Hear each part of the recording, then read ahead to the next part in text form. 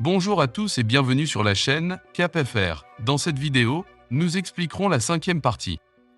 Auparavant, la cité impériale dans le monde envoyait l'archon Ader pour attaquer le camp d'isolement. Juste au moment où le camp d'isolement est en danger, l'archonte Loki apparaît soudainement et bat Ader. Plus tard, Loki se place derrière Yukito et lui demande « Doit-on tuer l'empereur ?» En entendant les mots de Loki, tout le monde est choqué et se sent incroyable.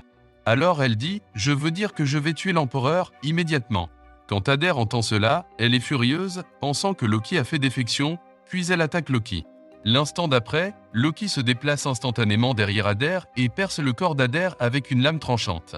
Juste au moment où Ader pense qu'elle est sur le point de mourir, Loki claque des doigts et la scène change immédiatement. Ader n'est pas blessé, mais ses mains sont liées. Il s'avère que tout à l'heure actuelle n'était qu'une illusion lancée par Loki. Après cela, Loki dit qu'elle emmènera tout le monde sur place au palais impérial. Loki est très puissant, bien que Yukito ne sache pas ce que Loki veut faire. Il ne peut aller au palais que selon le souhait de Loki, avec l'archonte Loki en tête. Ils ne sont pas arrêtés par des soldats, et bientôt ils rencontrent l'empereur suprême de ce monde. Quand Ader voit l'empereur, elle s'agenouille rapidement et demande pardon pour ne pas avoir anéanti le camp d'isolement. L'empereur ne blâme pas Ader, disant qu'il l'a prédit depuis longtemps. L'empereur se comporte très sagement et il semble être capable de voir à travers le cœur des gens. Il se moque de Yukito pour la folie de créer une religion pour que les gens croient aux dieux, et il a vu d'innombrables nations se battre pour les dieux et finalement périr. Juste au moment où Yukito se sent choqué que l'empereur connaisse les dieux, il y a un grand bruit à côté de lui. Matama détruit une machine dans le palais, puis dit « Je pense que cette machine est celle qui vous rend tous très étranges ». L'instant d'après, l'empereur, qui était à l'origine assis sur le trône, se transforme en squelette et tous les soldats qui gardaient autour disparaissent. Sous l'explication de Loki, ils savent enfin ce qui s'est passé. Il s'avère que tous ceux qui l'ont vu tout à l'heure n'était qu'une illusion créée par la machine du palais. Quant à Matama, elle ne peut être affectée par l'illusion car elle est un dieu. L'empereur est mort il y a longtemps et la machine du palais a non seulement créé des illusions, mais peut également analyser de manière indépendante l'économie du pays, la croissance et le déclin de la population, ainsi que les phénomènes naturels, puis les traiter et les expliquer correctement. Depuis des centaines d'années, les machines à l'intérieur du palais contrôlent toutes sortes de choses dans ce pays. Pour faire simple, les machines sont un peu comme l'IA des temps modernes. Ces machines peuvent toujours élaborer le meilleur plan pour gérer le pays, y compris l'élaboration du système de fin de vie pour maintenir l'équilibre de la population.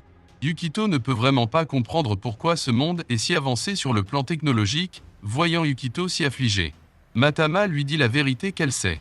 Il s'avère que la civilisation humaine de ce monde a été détruite une fois, et parmi les survivants, il existe une organisation qui a éliminé toute croyance aux dieux, puis a utilisé la science et la technologie pour créer ce pays qui ne périra jamais, peut-être seulement en gouvernant vraiment le pays de manière mécanique, les êtres humains peuvent vivre éternellement. Quant à savoir pourquoi Matama est si conscient de tout ici, c'est parce que ce monde n'est pas du tout un gars fixe, mais la future Terre. Avant sa mort, Yukito a fait le vœu d'aller dans un monde sans Dieu. Après avoir entendu le souhait de Yukito, Matama a utilisé son pouvoir divin pour voir l'avenir et a finalement découvert cette civilisation humaine sans Dieu des dizaines de milliers d'années plus tard sur Terre. C'est pourquoi Yukito a été amené ici. Yukito est un peu dévasté lorsqu'il apprend la vérité, et il ne peut pas imaginer que l'époque dans laquelle il a vécu a disparu de l'histoire.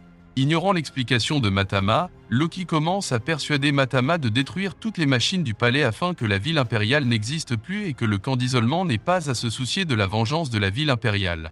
À ce moment, Yukito attaque soudainement Loki, et Loki, qui est très puissant, est facilement maîtrisé par Yukito. Il s'avère que la persuasion constante de Loki de Matama de détruire les machines éveille les soupçons de Yukito. Loki est très puissante, alors pourquoi elle n'agit pas elle-même mais demande à Matama de détruire les machines? Yukito devine qu'il devrait y avoir une sorte de machine qui limite la force de Loki dans le palais, et maintenant il semble qu'il devine juste. Il presse ensuite Loki sur son but et pourquoi elle détruit le pays. Avec l'explication de Loki, son passé est lentement révélé. Loki a grandi dans ce pays plein de règles, et elle a vu son père en fin de vie. Seules quelques secondes se sont écoulées lorsque la vie de son père a été enlevée, et les gens autour n'ont montré que de l'indifférence, de l'avis de Loki. Même les insectes faibles ont un fort désir de survivre, et elle ne peut pas comprendre le comportement humain d'accepter la mort avec joie. Elle commença à détester le pays plein de règles et se demanda pourquoi l'empereur avait créé un tel pays. Après être devenue archonte, elle est tombée accidentellement sur des informations sur les civilisations anciennes. À cette époque, les humains n'étaient pas dominés par les machines et vivaient selon leurs propres idées. Ils croyaient en l'existence des dieux, et le plus étrange était que les noms de ces dieux étaient exactement les mêmes que ceux des archontes, y compris son nom Loki. Elle ne comprenait pas tout cela et entrait souvent dans le camp d'isolement voisin déguisé en villageois Glenn lorsqu'elle était affligée parce qu'il n'y avait pas de règles dans ce village et que les gens y vivaient très librement. Elle pensait qu'elle vivrait ainsi pour toujours jusqu'à ce que Yakito apparaisse dans le village. Loki a découvert que Yakito a des connaissances que les gens ordinaires n'ont pas et qu'il connaît l'existence des dieux. Depuis lors, elle a souvent séjourné au village, et pendant ce temps, elle a été témoin de l'apparition de Matama et des nouvelles machines que Yakito a apportées aux villageois, ce qui a aidé le village à grandir. Elle a appris les dieux de Yakito et savait que plus les dieux ont d'adeptes, plus le pouvoir des dieux sera fort. Pendant ce temps, il y a eu un incident très intéressant. Yakito a découvert que Matama avait de plus en plus d'adeptes, et il a décidé de formuler une doctrine, qui était des choses que l'organisation vise à faire ou des choses que tous les adeptes doivent croire. Roi a proposé que le tissu qui recouvre le corps des femmes soit inférieur à 10% de la surface de leur corps. De cette façon, les femmes pourraient être sexy et il y aurait moins de lessive à faire. À la fin, il a été battu par Siluril. Ensuite, Siluril lui a également proposé des idées pour la doctrine, c'est-à-dire que sa sœur était la plus mignonne du pays et appréciait le vin. Yakito était très troublé de voir des gens proposer toutes sortes de doctrines étranges, et finalement, c'est la doctrine de Klen de vivre librement qui a été adoptée par Yakito, qui était très satisfait de la doctrine de Klen et l'a félicité avant de partir. Vous êtes la personne la plus digne de confiance en le village. Cela a rendu Matama jaloux. Elle a rappelé à Klen de ne pas être tenté par Yakito à cause de ses éloges, et que Yakito est son disciple. Loki a été surpris de constater que Matama n'était pas dérangée par son pouvoir et pouvait dire qu'elle était une femme. C'est également à partir de cette époque que Loki avait prévu de faire entrer Matama dans le palais pour détruire les machines. Plus tard, Loki a mené une expérience dans laquelle elle a fait voir à 10 villageois les illusions dans le village voisin, en faisant finalement de ses partisans. À sa grande surprise, sa force a beaucoup augmenté. Loki a deviné que les archontes étaient une imitation des dieux, et qu'il était normal d'avoir les capacités d'un dieu. Sachant cela, elle veut devenir un vrai dieu et détruire ce pays plein de règles et de restrictions et faire en sorte que le monde retrouve sa liberté originelle. Loki dit à tout le monde sur place qu'elle a dit aux autres archontes qu'elle allait détruire le palais, et aucun des archontes ne s'y est opposé. C'est-à-dire que ces archontes sont également fatigués du monde et veulent recruter des adeptes et devenir de véritables dieux. Après avoir écouté l'histoire de Loki, Yakito réfléchit un instant et accepte finalement l'idée de Loki de détruire la ville impériale. À son avis, si la ville impériale existe toujours, les villageois ne peuvent pas se débarrasser d'être tués. Sous l'ordre de Yakito, Matama libère son pouvoir divin et détruit complètement le palais. Loki est très excité. La destruction de la ville impériale signifie l'arrivée d'une nouvelle ère de Dieu. Elle demande à Yakito ce qu'il va faire ensuite, et Yakito, touchant la tête de Matama, dit « Seul Matama est le vrai Dieu, et vous êtes tous des faux ». Il continuera à recruter des partisans pour Matama afin de lutter contre ces archontes. Depuis lors, la ville impériale qui dirige ce pays depuis d'innombrables années a complètement disparu. La nuit, les villageois célèbrent qu'il n'y aura plus de système de fin de vie et qu'ils n'ont plus besoin d'avoir peur de la terrifiante ville impériale. Seul Yakito sait que la vraie crise ne fait que commencer. Après son dernier verre, Loki est sur le point de partir. Peut-être que lorsqu'elle rencontrera à nouveau Yakito, ils deviendront des ennemis. Apprenant que Loki reviendra dans la ville impériale, Bertrand la rattrape rapidement, car elle ne veut pas que Loki fasse ce qu'elle veut dans la ville impériale chaotique. Loki est parti, mais Athé reste, qui perd la foi à cause de la destruction de la ville impériale. Alors qu'Athé est désespéré, Yakito la réconforte en lui disant qu'il l'aidera à vaincre d'autres archontes et qu'en rassemblant le pouvoir d'autres archontes, il pourra peut-être faire revivre le conseil de la ville impériale. Athé est curieux de savoir pourquoi Yakito est prêt à l'aider. Yakito dit à Athé qu'il est triste de voir des enfants comme Athé pleurer.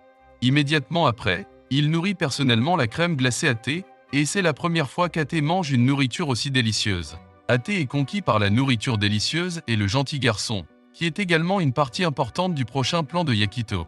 Peu de temps après, il annonce aux villageois que leur religion mettra en place un système à 2 dieux, et Athé sera le nouveau dieu. L'apparence adorable d'Athé attire bientôt le culte des villageois, et Athé est surprise de constater que son pouvoir, qui était à l'origine indisponible en raison de la disparition de la ville impériale, est à nouveau disponible.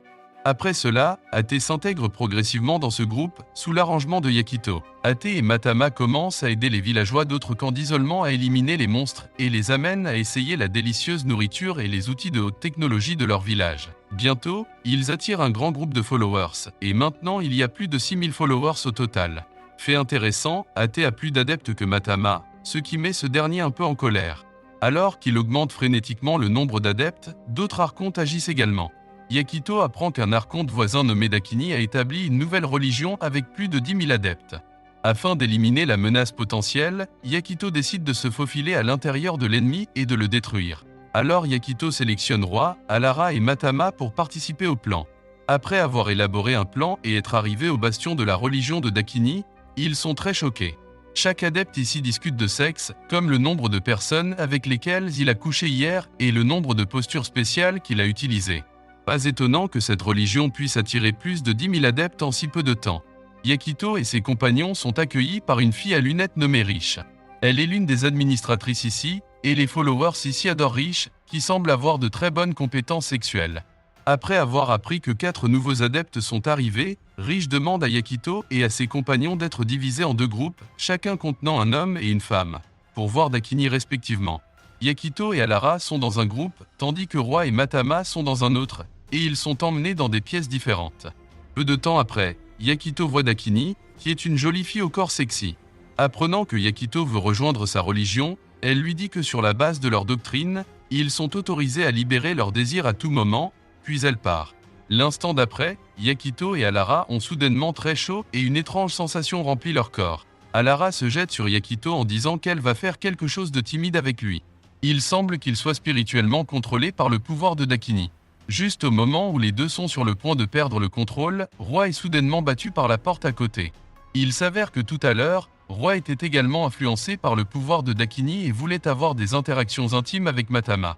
Mais heureusement, Matama est un vrai dieu et est immunisé contre le contrôle mental de Dakini, et elle bat directement Roi. Après cela, tout le monde se calme. Juste à ce moment, Riche entend le bruit et se précipite pour vérifier, et Yakito retient rapidement Riche et lui dit de ne pas révéler tout ce qu'elle a vu. Étrangement, Riche commence soudainement à imaginer Yakito l'humiliant. Et puis qu'elle est le seul après avoir ressenti un grand plaisir, qui pourrait également être lié au pouvoir de Dakini. Riche est très désespéré, prétendant être vierge. Elle leur demande comment ils peuvent être immunisés contre le pouvoir de Dakini, et en apprenant que Matama prétend être un vrai dieu, Riche s'agenouille immédiatement et prie Matama de l'aider à détruire la religion. Il semble qu'il y ait une autre raison pour laquelle Riche a rejoint cette religion. L'histoire des épisodes 5 et 6 se termine ici. Nous sommes arrivés à la fin de cette vidéo, merci d'avoir regardé, au revoir.